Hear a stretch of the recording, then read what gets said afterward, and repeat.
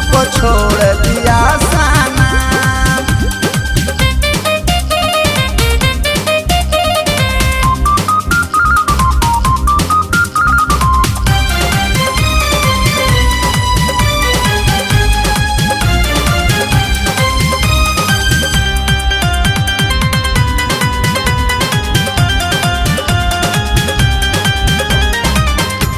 कभी नहीं सोचा था कि मुझे फंसाओगी,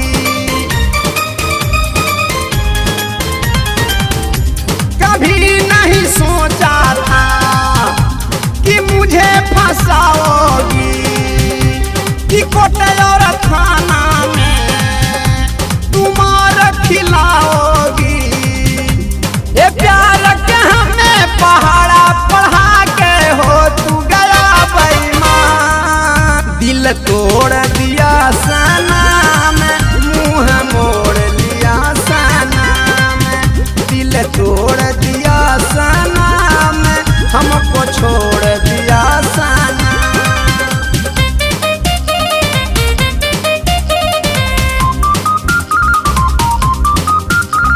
घंटालाल रिकॉर्डिंग स्टूडियो जुराही।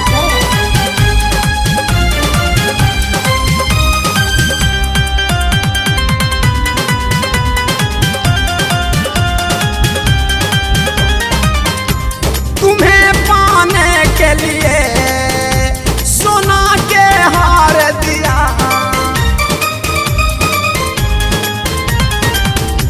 तुम्हें पाने के लिए सूट सलवार दिया।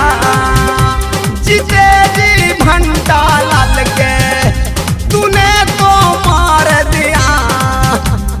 कितना तुमसे प्यार किया था जानेंगे भगवान। दिल तोड़ दिया सनम, मुँह मोड़ लिया सनम।